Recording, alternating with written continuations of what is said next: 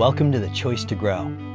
I'm Scott Schwenk. Through these dialogues, we'll explore fresh perspectives and discover practical tools for navigating a thriving life that adds value wherever we are. I'll introduce you to innovators and creators from across our world who embody what it means to cultivate growing as a way of life. Let's prepare together. Take a deep breath in. Hold the breath briefly as you soften your shoulders and soften the soles of your feet and palms of your hands. Then exhale like you're releasing tension and setting down a heavy burden from every cell. Now let's dive in. Welcome, everybody. I am thrilled to join with you and with my next guest for The Choice to Grow. The Choice to Grow is an opportunity to look at our pathways forward, our tools, and our moments, all as opportunities to grow into the best person that we can become. My next guest is somebody that I started following a couple of years ago on Instagram, and I started by listening to his reels. James Fish Gill, he goes by the nickname Fish, as his last name is Gill, which I think is cute and fun, is a heart coach, yoga teacher, and transformational facilitator based in Perth, Western Australia. And he specializes in conscious communication, conflict navigation, and relationship repair. And from my research, his work focuses on some key principles: conscious communication, radical empathy, transforming conflict. How about that? Holding multiple truths at the same time, self-validation, expanding compassion, and individual transformation. So without further ado, with all the joy in my heart, welcome, Fish. Thank you, Scott. It's really wonderful to be here with you. So one of the questions I'd love to ask you is maybe a bit out of the box. I'm very sensitive to transmission of how it feels to be around a person, and it seems like you are as well. I experienced through your reels, through your communications, the presence of a form of wakefulness. And I'm very curious from your seat, when you hear the term awakening, what does that mean to you?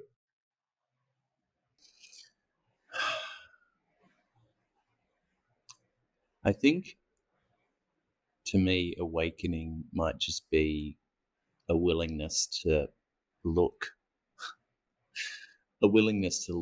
beyond the bounds of what's naturally visible to us about ourselves and about all others.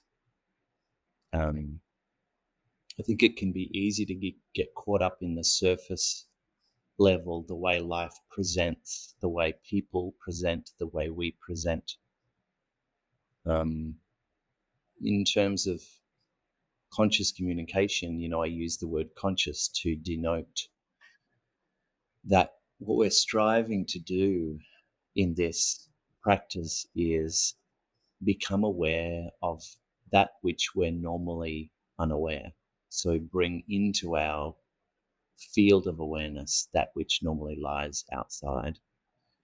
And some of what we'll be discussing today is our contributions to relationship rupture that we never thought we were making.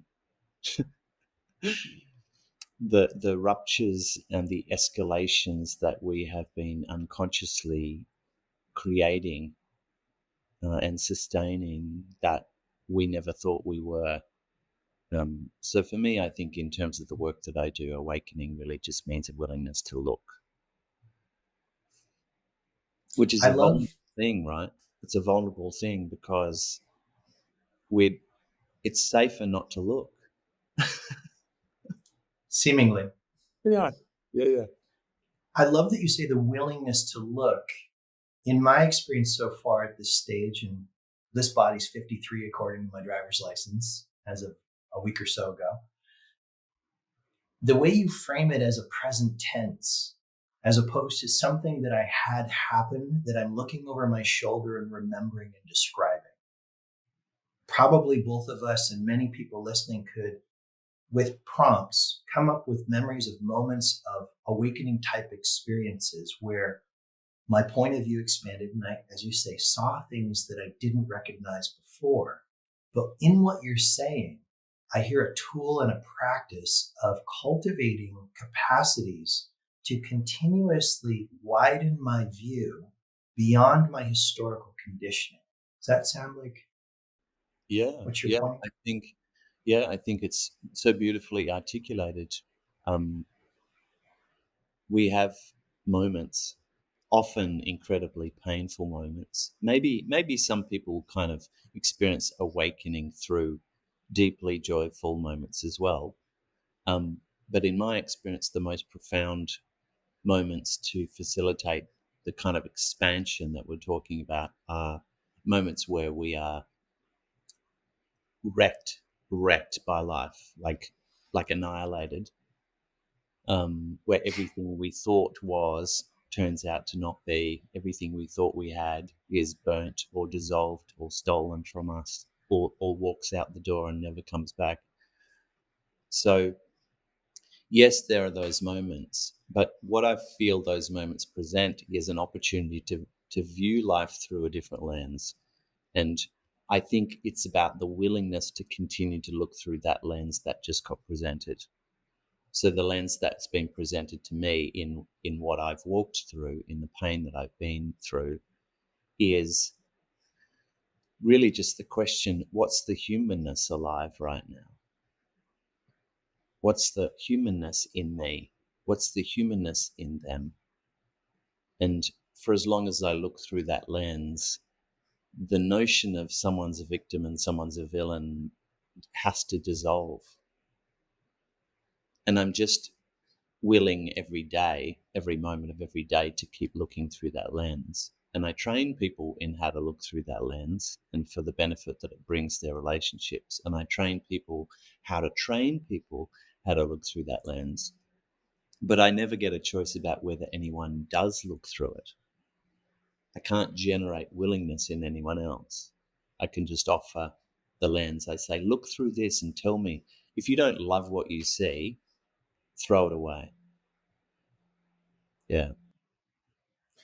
Was there a particular life circumstance where there was a rupture for you that was so pronounced in your memory that you go, that was when the penny dropped and I really began to see in a new way, in the way that led to what I'm teaching and providing and wishing to continue to develop and cultivate that in myself? I've got so many, Scott. There are so many. And, I've got a beautiful, very close friend of mine who was a Chinese medicine practitioner, and I turned to him for support at one stage, and he said, Fish, there is such a thing as grief fatigue. So, there was a bunch of things that happened over a bunch of years that are difficult to make sense of. One of them, one that just kind of arises for me right now, is that I was in a very beautiful beginning of a romantic relationship, and she and I were traveling overseas, um, and her ex-partner, who had been very distressed about their separation, found out about us and took his life. And he did it very Wow. violently. He did it very violently, and she received the call when we were together in India, and I still picture this so vividly. We were on a rooftop in this beautiful part of Jaipur, and um, she took the phone call that in which she found out that he'd taken his life very violently, and she collapsed on her knees and cried. And I never saw that particular woman again. I saw the woman then who was just immersed in the most profound grief. And then we returned to Australia and were geographically separated by COVID for 9 months, 8 months, during which I tried to love her better and back into a relationship. And then she met someone else and disappeared. So it was just a profoundly complex Yeah. situation, and just brought up enormous grief for me, and a helplessness. I think part of my part of my journey has been to touch profound grief and profound helplessness. You know, as a straight white 52-year-old neurotypical educated, you know, you can list my privileges. It can take quite a long time to list all my privileges, and I'm used to a level of agency in my life. And the most profound moments of growth for me is when I've been left on my knees. Yeah. If you're able to say, because that's really not a lot of years that's passed from then to this moment, where do you find yourself as you reflect on that with me now? I can still touch the grief of it. I've really had to learn how to attune to myself, to my own grief and longing that is still alive related to that situation. The reason I had to become so good at attuning to myself is that no one else was there with me. No one else can actually get it. That's been a beautiful thing to realize, because when you think of it, any experience in our life, no one else can really get. So it's a very useful thing to be able to offer ourselves the deepest sense of attunement, like a sense of, yes, Fish, of course, I'm right here. I've got every idea of what you're going through. You have every right to still be grief-stricken. Look at the beauty of what you are longing for. Look how magnificent that is. Look at the depth of your pain. Yes, of course. That's what I mean by self-attunement. There's a lot of complexity from a certain lens in what you said about your process for people who may be still more oriented towards viewing the world rationally, may have not newly associated with something that's related to faith or spirituality, and may not have necessarily looked into what we call the shadows of our psyche. When I hear you talking about this, I hear you really mirroring what sounds familiar to me, which is a capacity to, as though I was caring for another who matters to me or choosing to make them matter to me, bringing my awareness and energy around that being, only it happens to be my body mind. And I'm just wondering how you, for the ready, start to describe this process when there doesn't seem to be another human being to jump on the phone, Zoom, or in person with, to meet oneself in practical ways, to begin to. Yeah. I think it's pretty simple for me. I've, in the 15 years of facilitating the work that I facilitate on the planet, I've just discovered the power of self-attunement. That maybe Scott, you can think back at a time where there was some human being in your life that showed up completely in a moment for exactly what you were experiencing. You might not have had a lot of it.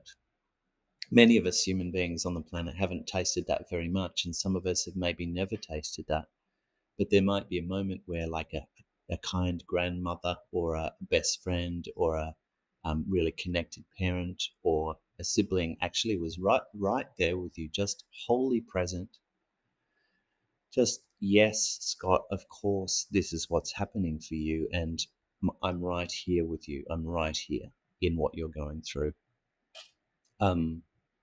So that sense of attunement that we long for, that we might otherwise call feeling loved, the power of being able to actually bring that to ourselves, because in the heat of conflict, which is what I work in the hottest, most painful moments of interpersonal conflict, the other person whose attunement we want has zero capacity to attune to us, because they're already in their upset. They're already fighting for their right to be attuned to. So we need to be able to generate it for ourselves. Otherwise, we're screwed, basically. If we can't generate our own self-attunement, we can't attune to others, and we can't lead repair. So the two simple parts of it for me when I ask my heart what's happening, which is really the process of attunement, what's happening and how can I be present to what's happening. I just break it into two parts. What am I really longing for? And I use the phrase tender heart because it just makes my inquiry softer. What's my tender heart longing for? What am I yearning to feel? What's my ache? Mm. What's my deepest wish? What do I want to feel? So that's the longing aspect. And then the other aspect is the pain that's alive in me. So what pain is alive in me? What emotions what emotions want to be recognized? So once I can feel into some pain and some longing, then everything just shifts slightly. And I'll give you a kind of a very everyday example of this. I was in traffic the other day, stuck in traffic. I was on my way to meet a friend, and I love being punctual because it's one of the ways I feel like I can honor someone is by being prompt. And I was stuck behind a couple of cars, one in each lane, that were driving 10 kilometers under the speed limit. And I was naturally, because I've got a mind like everyone, I was naturally just like, what the hell? Like, where did these people learn to drive? Like, what morons? Like, that's where my mind naturally goes. Fish, I never say these things out loud under my breath in the car in Los Angeles, ever. Only every day on the way to the gym in the 5 minutes it takes to get Yeah, there and yeah. back. I mean, I make a point of illuminating that because a lot of people make the assumption that because I've been working in the realm of conscious communication for 15 years, I must suddenly magically be not having those thoughts. But my mind, what I call conflict mind, is always active, and particularly in a car, particularly in traffic. So there I am thinking, what morons? And then I was at a red light, getting really frustrated. And then I just stopped and I said, look at how frustrated you are, Fish. Of course you are, because you're really, really wanting to be on time and in connection with this person that is special to you. Belonging. Yeah. You want connection, you want a sense of ease, and you've got this frustration and like impediment. Like you have every right to be frustrated. And something shifted in me because my attention goes from thinking that I'm surrounded by morons to recognizing that I'm contained, that frustration and disappointment and a longing to be in ease is alive in me. And it's as simple as that, really. If I could go more deeply into it, but it's really as simple as me saying to myself, usually out loud, actually, Mm. I'm so frustrated and look at how much I want to be there already. And all I'm doing there is not only am I attuning to myself by actually saying, like, by recognizing the experience that wants to be seen, I'm also owning the experience. It's not about them. I've got no data to suggest they're morons. The only data that tells me they're morons is frustration in me. So why don't I just own the data, the emotional data? I'm frustrated and I'm longing to be there already. That's got nothing to do with other people. So, it's a powerful practice because one, I already get sort of attuned to. I already feel like, some need just got met in me. I just got recognized. And also, if I was to communicate with those drivers, now I'm not going to just like knock on their door and say, why are you such a moron? So I won't be in the practice of amplifying pain on the planet. That would just be a projection of my frustration anyway. Yeah. This simplicity of meeting oneself, meeting myself, is obviously the main underpinning of your ability teach to teach teachers who teach teachers and other people how to do this work. Because if what I clearly hear freshly, and I love hearing things freshly, is that When I can meet me consistently, especially the parts I would normally judge, Yeah. I now can meet Yeah. you, Yeah. however you might be, Yeah. with skillful boundaries probably in place. Yeah. One of the things I'd love to hear you touch on is how what I can't look at in myself sets me up to have flimsy boundaries and walk away feeling like I'm carrying somebody else's contracted energy. That I don't have to do that. Mm. Yeah. I can care, I can be attuned to their grief, but I don't have to carry the weight of another's predicament. Yeah. We have this natural. So I work in the realm of relationship rupture. And Just I, briefly say what rupture is for those who it's a new yeah, psychological term. yeah. I mean, I love, I've got to use certain terms and then we have to dissolve the jargonness of them. Rupture or upset, just rupture is just a moment where there's some upset. And I think upset is actually a more skillful word because it includes me and you sitting in a cafe and me wanting to talk to you about something but not feeling like I can. Like that's indetectable to you and to others around us, but it's still relationship upset. It's That's still right. it's still a moment of disconnection or the relationship not being fulfilled upon. Um, so what was I going to say? So I work in the heat of conflict, and I'm inviting people to, on the one hand, let's say my left hand, do the process I just said. It's like every moment of upset, I'm going to start by recognizing, instead of believing all my analysis, all my judgments of people, all the labels I've reached for, all the pathologies I want to apply to them, which, by the way, the Instagram world is just offering pathologizing like it's going viral. Like, just reach for a label for someone. It'll make you feel better overnight. Um, so Only it in, doesn't. in my left hand, well, I think it validates our pain, but it doesn't lead the world towards unity. It leads the world deeper into divisiveness. Separation. So in my left hand, I'm just going to hold my own pain and longing. Like what was I longing for in this moment, and what's the suffering that's alive, and just really attune to those two things. In my right hand, then, when I'm ready, if I'm ready, I'm going to start to attune to the heart of the other, in which it turns out there's also pain and longing. Now that's what lies beyond our view naturally. We don't have access to their pain and longing, particularly in the heat of our battles.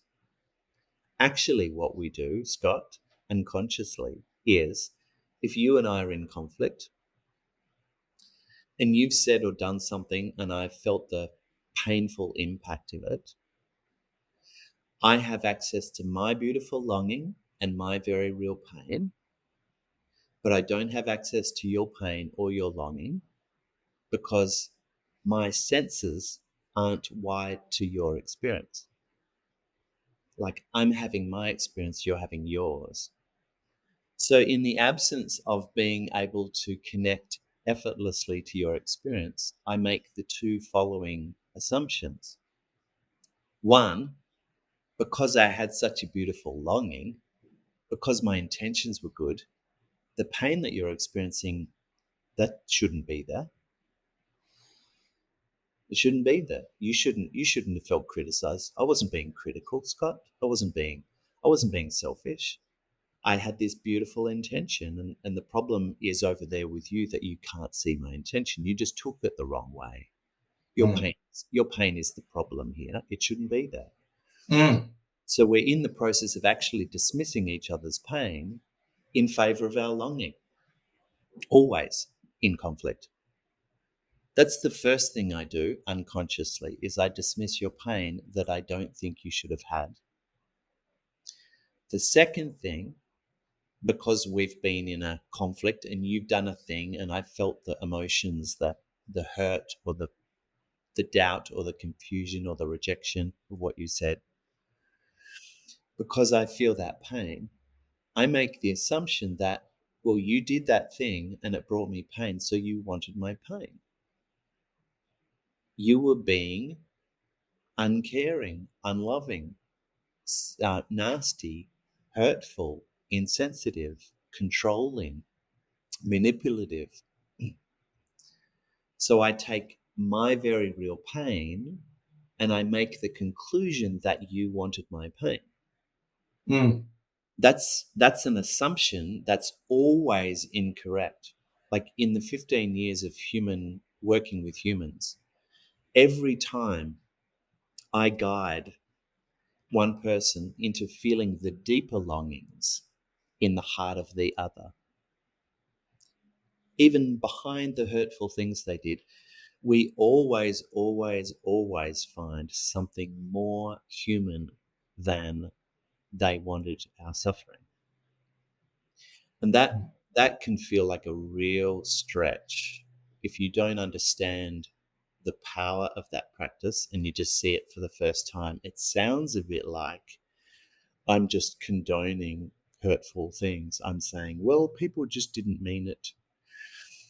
But actually, I'm asking us to hold our pain and their deeper longing in equal measure, because both are components of the truth.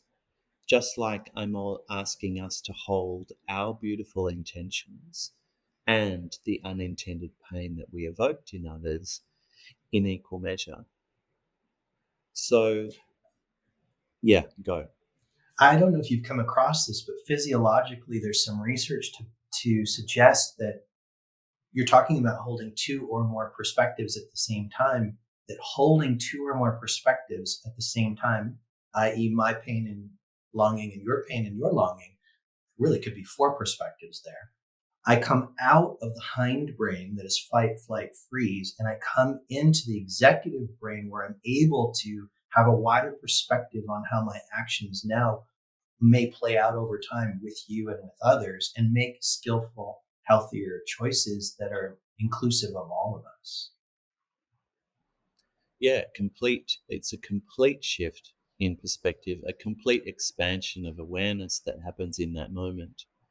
And you're right, they are the four perspectives I'm inviting every human being on the planet to consider in every moment. That's all they do, really. I mean, we then work with how to use that in communication, which becomes quite nuanced.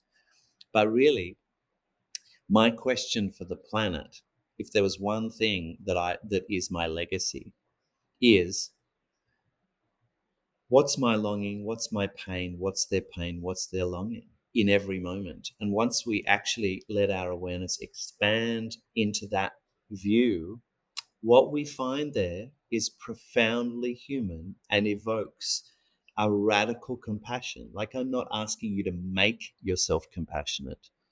I'm actually saying, when we take this view, you will notice you are compassion. It comes online. And like you're talking about, it comes out of the kind of limbic system into this expanded social, human, considerative capacity. And so in order for us to be able to do that, we have to create some safety for ourselves. If we are stuck in our reptilian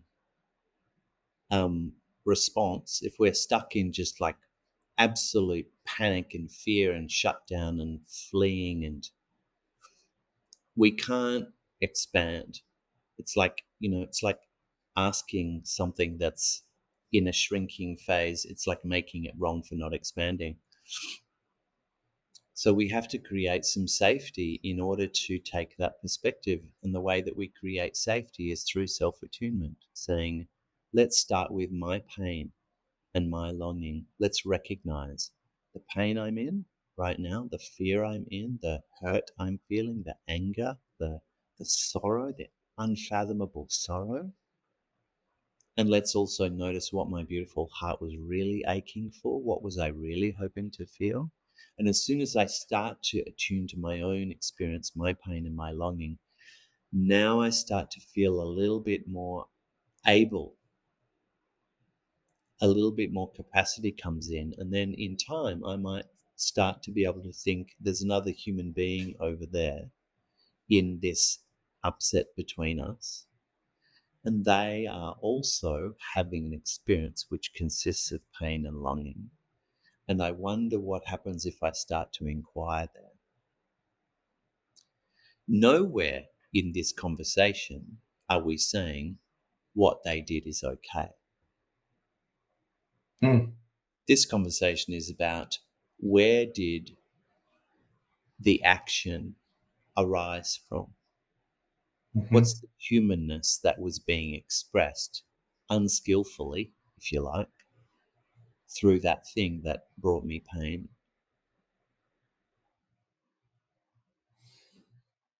So simple and so powerful.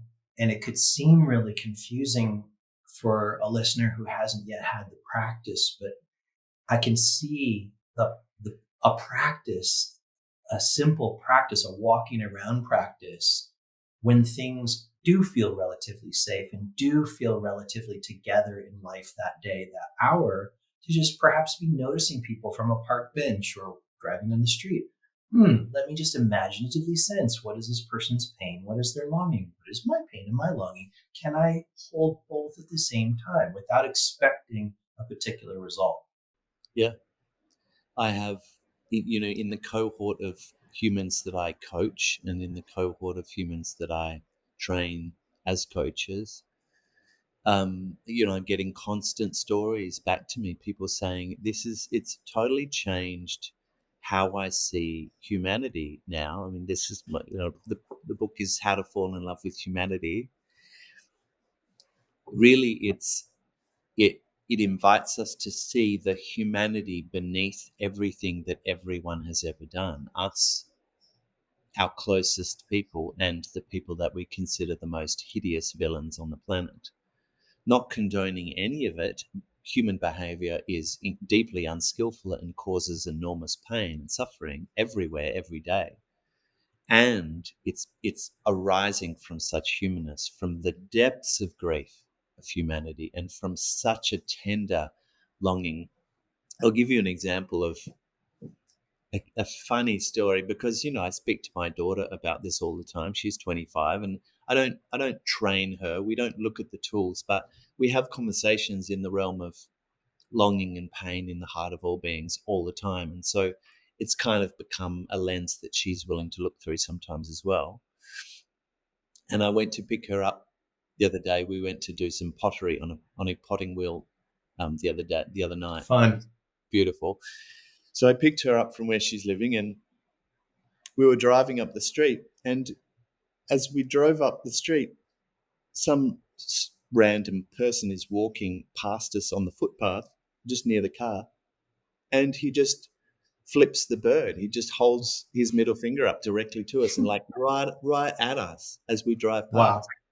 And we just both burst out laughing, because I could take that so personally. I could be like, what the hell is that guy? I could even stop the car, wind the window down and say, what's your problem, buddy? Yeah. That it would be very easy for me to react with that kind of volatility of the feeling of disrespect that arose in me, a feeling of anger and hurt, actually.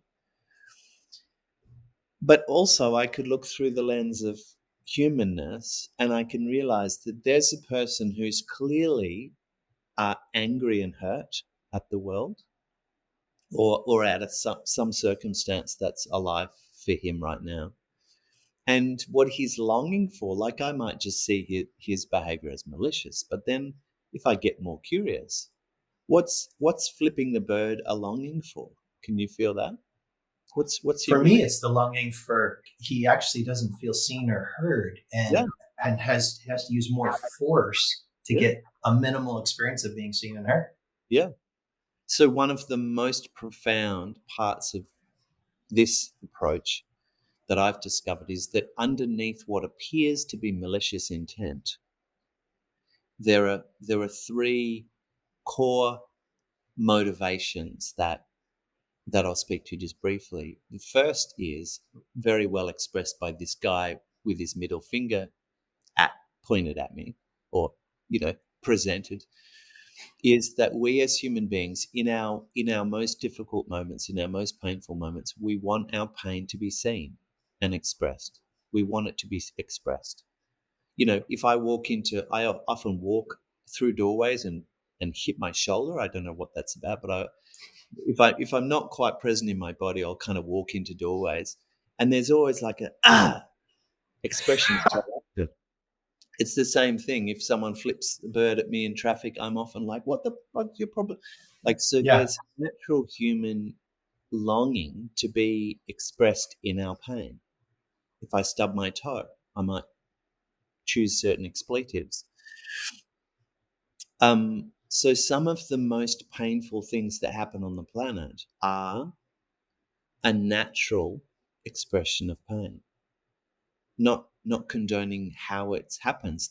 The dropping of bombs is an expression of pain, not condoning the dropping of bombs.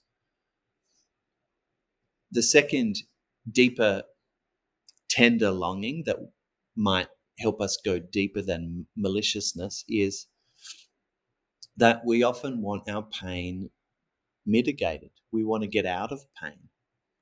And any addiction is a longing to get out of pain. If I drink 4 beers a night, it's because I like the ease that comes compared to the loneliness or boredom or sorrow that not drinking might bring me. The same with deception. When we deceive in relationship, and I'm not condoning deception, it's deeply painful. I've been deceived and I've deceived.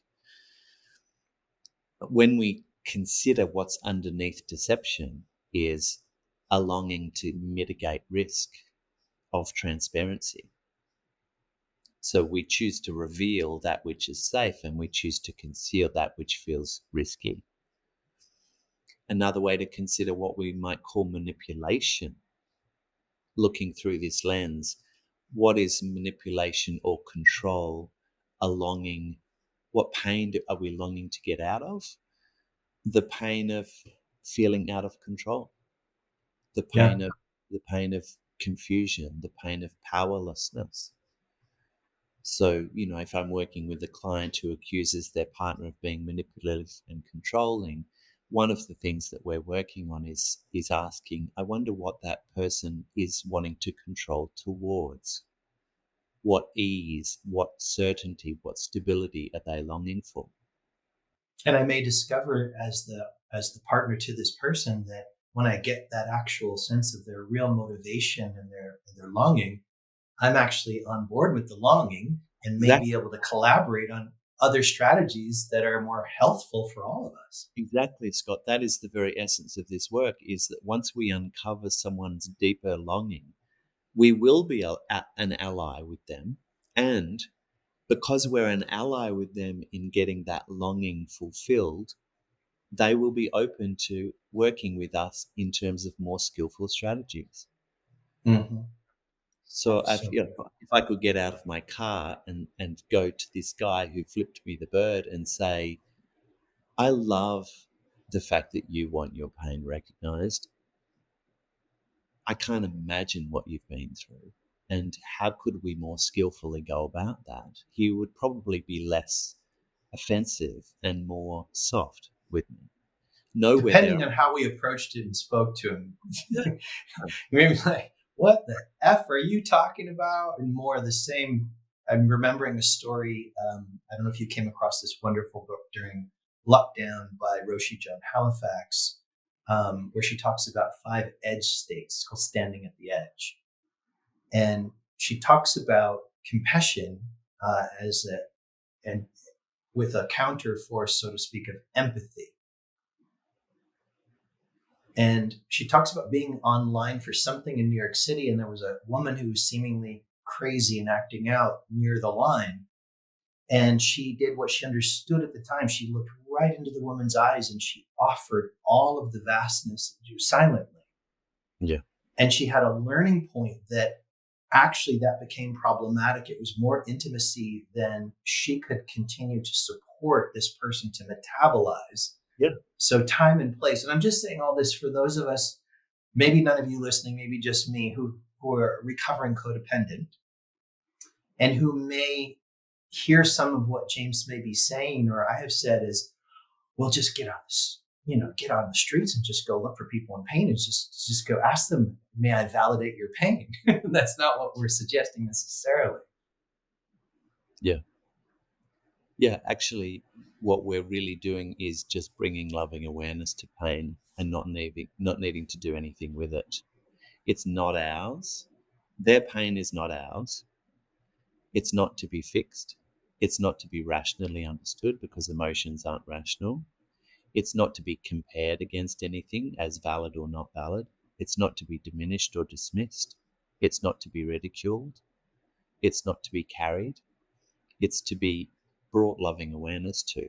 So if we imagine just our attention as like a light, and I'm just going to illuminate your pain, even if you're not ready to have it illuminated, I'm just going to hold it in my loving awareness.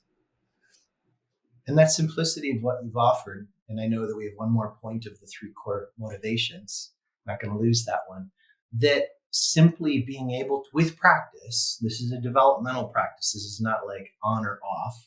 I see myself growing it over time and sometimes falling back. But I don't have to say something to you because energy really communicates. We feel it when we walk into a room, what the energy of a room or a place feels like. That in my practice of coming from loving awareness authentically and not needing to look good for it, your nervous system at some point can pick that up. Yeah. And maybe just enough to take the edge off of your body's experience, enough to be able to say to me what you need me to hear. Yeah. That's right. My ability in a conflict between me and you, assuming you're just gone offline because you're in the upset and your capacity to lead repair is zero, which, when I train people, I'm like, we have to assume that the other person's capacity is zero, because if we don't, we're in resistance to the moments where their capacity is actually zero. In order to lead repair, I have to bring my loving awareness to my experience plus your experience. And when I start to do that, everything changes. I actually amplify your capacity for compassion towards me by validating your experience. Yeah. So nowhere. And at some point I'm imagining there's the work you do. Maybe this is more of the subtle stuff down the road with the coaches. You know how maybe you've noticed, I've noticed in me and others, that the ego is always looking to look better. Yes. So it starts to go, look at I'm providing such a space for others. I am providing this loving, that needs to be seen through, that like love is loving through me. I don't own a shred of this. And I'm only one piece of really bad news away from finding this out freshly for myself. Yeah, you're so spot on, Scott. There's a point in my 9-week program where people start to move out into their life, applying these tools, being able to hold my pain and someone else's deeper longing and bring that into communication. What a beautiful non-oppositional offer, instead of I'm the victim, you're the villain, to say I've got pain and you had tender longing. And to be able to bring my longing and your pain, I'm going to recognize the unintended pain I created for you, while I also honor that I never wanted that pain for you. So as people bring those two pathways into their communication with other people, they invariably get met with resistance or unwillingness to start with. And then they come back to me, arms crossed, going, either it doesn't work, or my person's an asshole because they didn't respond with love to my love. And so that's the ego doing exactly what you said. Look at me being the better person and look at you not being as good a person, and screw you, the problem's you. So that's the ego loves to weaponize conscious communication because I'm gonna seek repair and you're not willing. And so that leaves me recognizing that, yeah, I'm right. I am the victim and they are the villain. So we just go straight back into the story. So part of the development that people go through is how do we maintain loving awareness on us and on all beings all the time? Practice, practice, practice. Self-attunement is Yeah. how I see it right away. It's like, to put myself on the map, you shared something. I won't go back into childhood, but I've had plenty of acute childhood experiences. And yet it wasn't until the developmental therapist I started working with 10 years ago saying to me, wow, you had a lot of really intense experiences of abandonment and neglect. And I said, I did. I thought I had a normal childhood, normal, born in the 70s, grew up with a single mom to divorced parents sort of situation. Right before COVID, in 2019, October, my mother died after a 12-year battle with cancer. 6 months later, my father, who hasn't been with her since I was 7, who is a born-again Christian in South Carolina, stopped speaking to me and to this day has not spoken to me. Yeah. Mm. When it started because there were 2 phone calls during COVID that he was salty on every topic, from the most silly, minute to who's sitting in the president's office of the United States. Yeah. And I exited both phone calls. And finally, after the second one, I wrote a long text like, what's up? Like, this seems out of character. I got a very short letter back via email. It's not any of the topics we've been discussing. It's my agonizing in my heart over your chosen lifestyle as a homosexual. Mm. And that I will not, even though not everybody has kids who are straight, I will not have biological grandchildren. You can't understand possibly what it's like as a parent to go through this. Mm. And then, of course, we can both be more compassionate to one another. Love, Dad. Well, I wrote the letter back. Where I'm sitting today with you, I wouldn't have written the letter the way I wrote it. It wasn't accusatory. It was more like a CV of all the experiences that I hadn't really discussed in a while, and the nature of how trauma sticks around until it doesn't. Yeah. And I'm certain that it was my letter putting him in touch more deeply than he could handle with his own pain prior to my even being born. His father died when my dad was 8 of a heart attack. Never got over it. So I'm sure that letter made it so hard for him. And had I been able to meet him in these ways, it would have been a different story. I wrote another letter just a few months ago that's from this place. Yes. Haven't heard anything. Don't expect to hear anything. Yes. And I'm still practicing in the kind of non-local, connecting to him and just offering, like, I have no idea what your pain is like. I love you and I care about you as a living human being. May you be happy. May you be free. Yes. Yes. Amazing. I mean, don't we just look back on life, on things in life, wishing that we might have had access then to what we have access to now? And it sounds like you've started to be able to really feel into the validity of his pain, even while you can also hold your beautiful longing to be just self-expressed as you are, to be authentically you. You would never have wanted your identity, your soul, and your life choices to leave your dad feeling negatively impacted. No. And it turns out in reality there is unintended pain there for him, which now you can start to recognize that that's real and valid. And you could probably also recognize that while some of his communications with you and some of his parenting of you might have left you feeling upset, dismissed, unrecognized, judged, criticized, unsupported, behind those actions and words of his have been some tender longings that Yes. that you just didn't have access to. No. Didn't have the emotional maturity to even sit with if I did see them at that Yeah, time. yeah. But the thing is, Scott, what I want everyone on earth to realize is that my work is not founded on what we should do. It's not like, oh God, we should have, and why didn't we? We've actually quite literally, scientifically, got zero access to the experience of the other. In the heat of the moment, we've got zero access to their experience.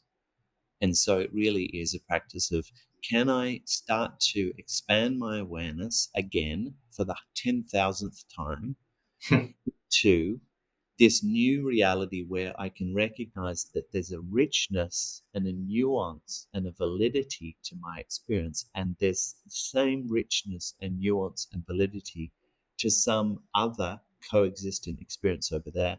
We literally don't have access to it, and we're in the practice of bringing access to it. So I just love that you have been able to stand in that place with him now. We don't have agency over whether they ever are willing or not. We can only create the conditions for their willingness to arise, and those conditions will be for you to keep either communicating or just kind of energetically transmitting that his pain, whatever it is real and true and is worthy of love. And his deeper longings, even behind the shittiest things he's ever done, also need to be recognized. His goodness, the essential goodness in what he was longing for, also will always receive your love. In order to do that, once again, I'll stress, in order to do that, in order to bring our loving awareness to their pain and longing, we have to start with ours. Otherwise, it feels like like you were saying before, it just feels like we're tending to the heart of another and foregoing our own needs. Well, I want to jump into that for a second, and then I Yeah. want to for sure get this third core motivation. So I've noticed, and this was a big aha for me. I was recently in Lake Como with a mentor in a 5-day small group program, very intense. I did not see that there were aspects of my character that were continuing to relationally try to be the hero, to be worthy of love in small ways, in big ways, in so many different ways. And it wasn't huge movements, just mostly like subtle themes. Oh my goodness. Wow. Like who can possibly flower under those circumstances if I'm in that box of needing to be a hero? Yep. There's no door into that box. I just need to be right and you need to be wrong, or I need to be the healer and you need to be the broken. Yeah. Yeah, I love that reflection. And that's something that I have to confront all the time, and my facilitators are invited to confront all the time. When we think we are the bringer of something to someone, it's like we're already in a dynamic that's not going to evoke healing. I had a beautiful, in the writing of my book, in the editing of my book, I had a very beautiful moment. The first edit came back from the publisher, very skilled editor, professional editor, came back with all this fantastic feedback, restructuring that really worked, precise rewrites. But then also there was a point at which they had said, I've changed the voice of the book from we to you. So I'd written the book saying, we as humans have these tendencies. We will notice this. We will tend to do this. We haven't been aware of this. So that's really precious to me in the work that I do. I'm standing in it with everyone because guess what? I'm a human being. And if you know my life, you'll see that I create unintended pain in relationship all the time. So I'd written from the voice of we, and she said to me, you, the voice you in your book will be much more authoritative. It's going to give people much, much more of a sense of trust in your authority, in what you're offering, as if you've been through it and as if it's resolved, so it's reliable. And I got back to her and said, I will not tolerate that, and changed it all back to we. And it was quite a time consuming process. Because it was critical for me to recognize that I I am in the midst of relationship ruptures all day, every day. I'm caught up in my conflict mind perspective, like that I'm the good person and someone else is the shit person all day, every day. So we need to be able to kind of recognize it's humanness that we're talking about, and it's in us Yeah. all. And even those that are giving the orders to drop bombs right now, I also know the dropping of bombs in me. I've never had access to Mm. weapons, but at certain times in the midst of my pain, if I did have access to an arsenal, then I may well have used them. So yes. So I think that's That's important. so important because of the non-separation. And that might sound like some highfalutin awakened perspective, the non-separation between you, me, and all beings, including the biosphere, including the animal kingdom and the bug kingdom, and mosquitoes and cockroaches, all are non-separate. And so whatever can tenderize me to that non-separation, at no point do I go, I really want to harm my pinky finger on my left hand. Yeah. And at no Yep. point have I woke up in the morning and heard my thumb and my forefinger arguing about who's more important. Yeah. Yeah. But and we don't even question it. But it's like this natural, of course it's all one body. Yes, but so is everything else. And so how can we offer and practice that recognition Yeah. more deeply, more frequently? Yeah. And that's why the title of my book for me resonates so strongly, How to Fall in Love with Humanity. That might sound like I'm saying go and be in love with everyone on the planet, but I'm actually saying how can we recognize the humanity in each of us always? Can we tune into the humanness that is alive behind the things that we're doing and that others are doing, often very unskillfully, and to keep bringing it back to that particular lens, the way that I invite people to contact our humanity and the humanity of all beings is, can we see, can we hear in the background the beautiful, tender, magnificent longing and the absolute suffering, like the Mm. loneliness, the heartache, the grief, the terror. And once we can start to hear longing and pain behind everything that anyone has ever done since the dawn of time, we just open, because the alternative is that we're casting out our humanity and theirs. And healing has never happened in the absence of love. Healing only ever happens when pain is met with love. Any form of healing, any modality is meeting pain with love.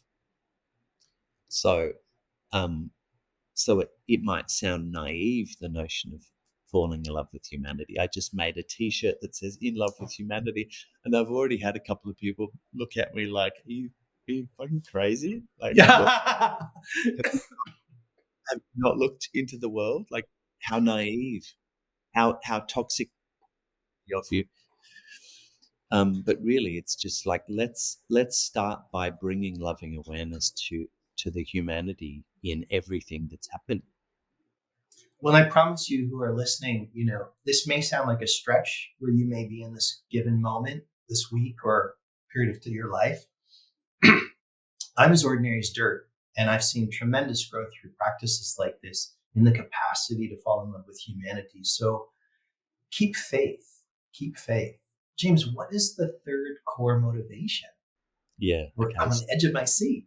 Yeah. So number one, and remember, this is just, I'm inviting us all to look beneath what we might call malicious intent, and we've all got a lot of data, a lot of evidence for the things that happen in the world to us and to others that clearly appear as malicious.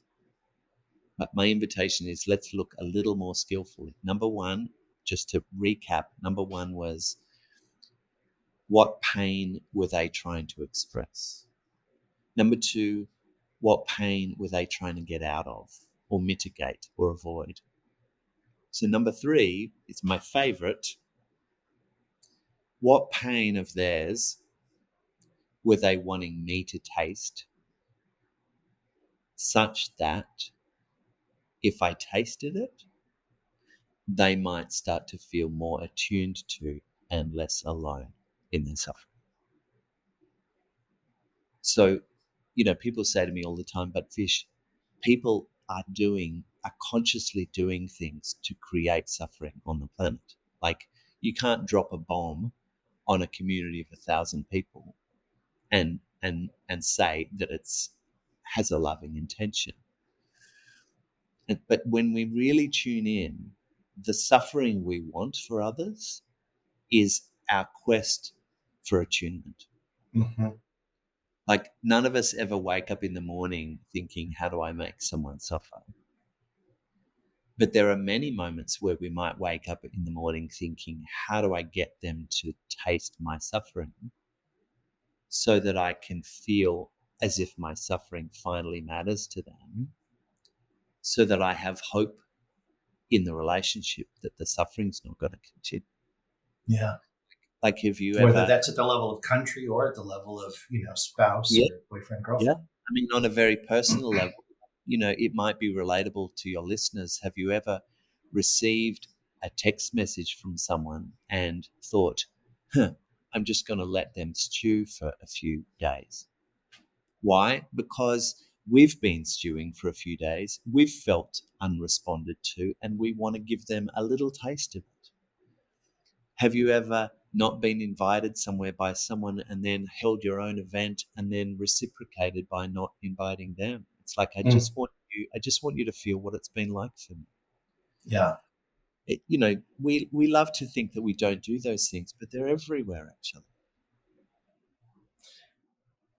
Question for you that I'd love to hear from each of my guests. Who have been your core teachers? I know that pain has been one of your core teachers, but those who might have had like a human name, who have been your core teachers that have been really instrumental in your transformation, in your development, in your growth? Well, yes, number one, pain. And I won't put names to those particular teachers, but they have been women that I've been deeply in love with and have acted in ways that has evoked enormous pain in them. And their various reactions and responses to that have illuminated a lot for me, mainly by leaving me heartbroken, cast out, villainized, rejected, misunderstood. So those relationships, and bless those incredible women and the pain they've walked through in relationship with me, that has illuminated, that has given me a deep experience of pain that has then had me have to start to attune to my own pain and longing behind everything I've done, in order to because they weren't available for attunement because they'd gone. But outside of that realm, and also I would include in that various aspects of various people in my family, um, and my children have illuminated some amazing things in me. But Then on a more kind of inspirational, maybe professional or spiritual level, yoga came into my life about 12 years ago. And now I see what I teach actually is the yoga of relating. It's just being able to expand awareness into a me plus you, which really is sort of the essence of yoga, is moving beyond the limitations of me-ness into us-ness. So my beautiful yoga teacher, Tamara Graham, here in Perth, um, some profoundly insightful therapists that I've worked with that have held me in the darkest places so I could bring light to the places I was terrified to even name. But out there in the world, the work of Michael Stone, I don't know if you know Michael Stone. He has a podcast called Awake in the World. Hmm. He's no longer with us, but he has been a Zen meditation teacher and a yoga teacher and also a psychotherapist. So he really speaks to yoga as it meets relationship and humanness. So Michael Stone, Tara Brock is Mm. deeply inspiring to me. She just holds such a kind and loving space that everything gets recognized there. Yeah, I'd say they would be my greatest influences, actually. Thank you. The work of Esther Perel, when I hear Esther Perel hold complexity, I just feel inspired by her mastery. She can hold incongruent truths and love them all in a way that I think just inspires freedom in me just listening. So she's a hero of mine. Mm. Yeah. There's a question that I'm going to be asking each guest, and it's relating to a favorite quote that I share with students for years from Shunryo Suzuki, who opened the Zen Center San Francisco in the 60s, a very realized master who went through tremendous turmoil in his youth training as a little boy and a young man in the monasteries at that time. He said many things, but this one stands out. Death is certain. The time is not. What is the most important thing? I've learned about this in another language. I'm not remembering his name right now as a theologian. Maybe it'll come to you. He talks about it as your ultimate concern. We have finite concerns and the ultimate concern. Whatever is our ultimate concern organizes how we see life and do life. So James Fish, what is for you sitting here today the most important thing? My clearest, purest, simplest interest or commitment is that all beings might be recognized for the very real experience they're having right now. That's it. That's the greatest motivation of my work is can we actually just for a moment by moment recognize the experience alive in all beings, just the validity and recognition of this very real experience right now, the pain and longing in the hearts of all beings. Because, Scott, if every human being right now had our pain and longing attuned to, all abuse would stop. Like right now, all wars would stop, all neglect would stop, because all of that human behavior, which escalates pain on the planet, arises from pain and longing that hasn't been recognized. Like the middle finger of the guy walking down the path is just the expression, the uprising of something that needs to be seen, that couldn't have found a more loving way.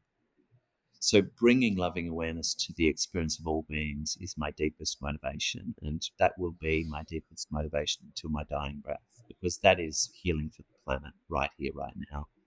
Not expecting healing of the planet to happen at the hands of some benevolent leader yet to come. It actually happens right here, right now, in every single moment of relating. And it's each of ours to lead. Yeah. May it be so. Yeah. May it be so.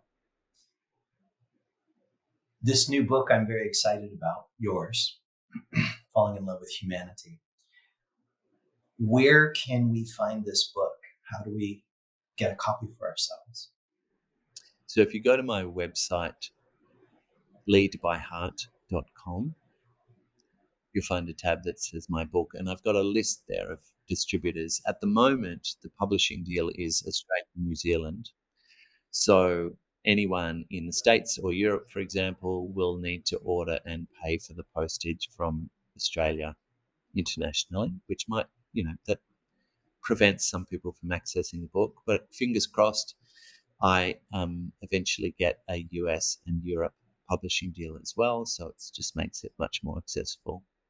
But if you Google how to fall in love with humanity, you will naturally come across the options. So yeah, there are some options that offer international shipping and some options that offer only Australia, New Zealand shipping. So just choose your international one if you're outside of. Wonderful. Yeah. I hope you, and imagine you will. I couldn't imagine people hearing your voice and not wanting you to record an audio version of the book in your own voice. I hope so too. I've had a lot of requests for that actually.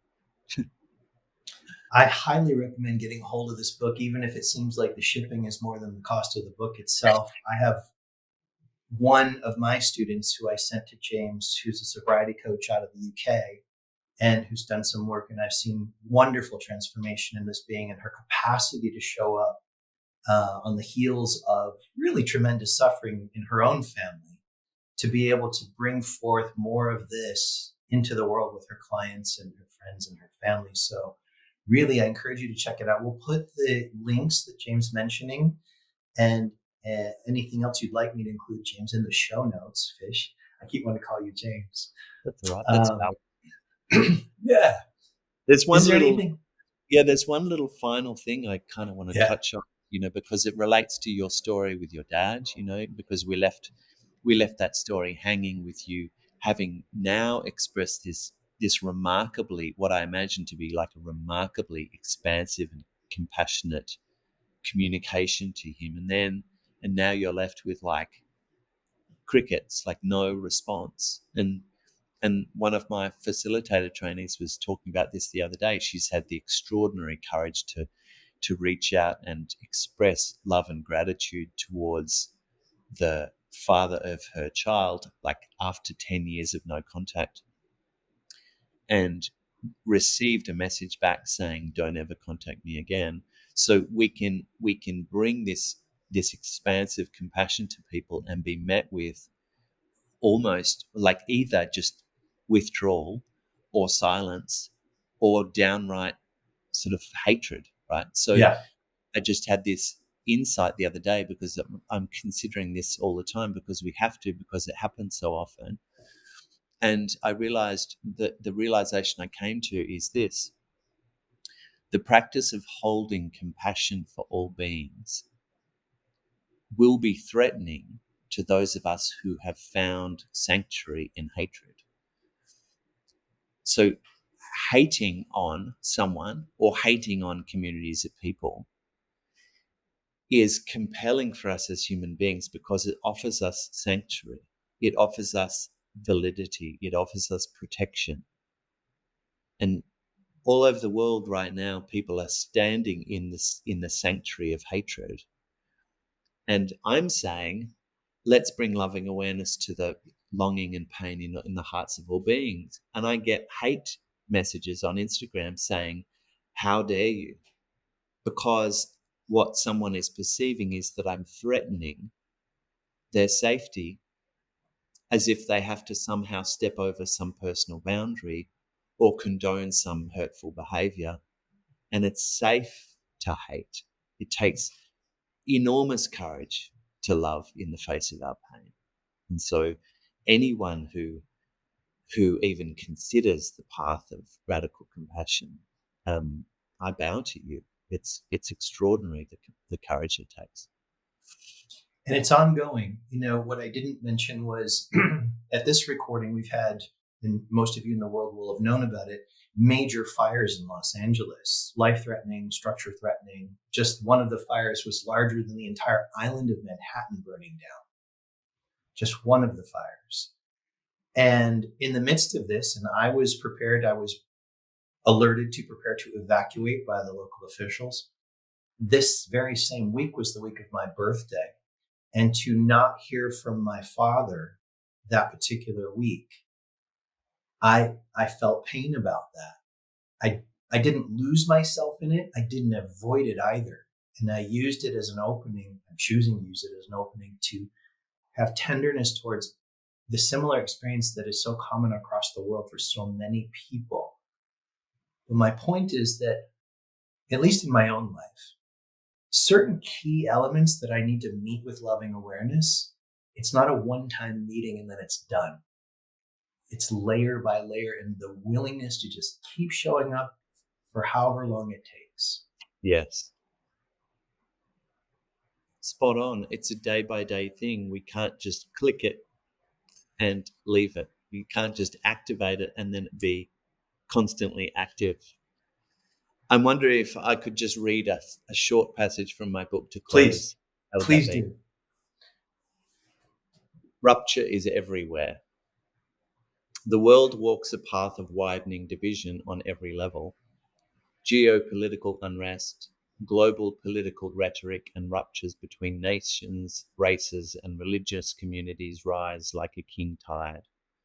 Our adversarial political and legal systems model an us versus them, winner versus loser approach to resolution, while our opinion-driven social media interactions invite us to judge, condemn, label, and dehumanize the choices and actions of others we know little or nothing about. Served a curated diet of entertainment and news through our devices that indulges our personal preferences. Our need to have the world the way we want it, as opposed to the way the world actually is, only strengthens. When we do seek support to understand why our personal and professional relationships can feel strained, painful, one-sided, or unsafe, we have instant access to an ever-growing list of pop psychology terms, peddled by countless influencers that encourage us to pathologize anyone who has either done us wrong or feels wronged by us. Without the skills to lead repair, we see conflict as something to avoid, retreat from, or defend our hearts against. We learn to distrust, disconnect, and stay stuck in the hurt that people's behavior brings us. We cling to our conclusions about others and about humanity, unconsciously blinded to the contributions we make and unable to steer our relationships back to safety, mutuality, and peace. It's no wonder that loneliness, the result of sustained relationship despair, has been identified by the World Health Organization as the next global public health epidemic. We have become estranged. We've fallen out of love with humanity. So the problem is real, and we're suffering, all of us. The planet is populated by billions of people, all longing and suffering, and we have work to do. And no work is ever lost. That's what I've noticed. Every little effort, even if nobody seems to be watching, is connected to the global nervous system and makes a difference. Every little bit of effort. Fish, it's been an absolute pleasure to be with you. I could talk with you for hours and hours. There's so many topics I could imagine opening up, such as in the body, the addictive nature of the chemical combination of conflict, and so on. So maybe we bookmark down the road to revisit and open another chapter here together. Yeah, let's because the story I'm inviting us to tell about humanity is benign. It's that we're all just longing and suffering. That's the whole story. And it's that doesn't give us the same chemical hit as I'm the victim and they're the villain. That's addictive.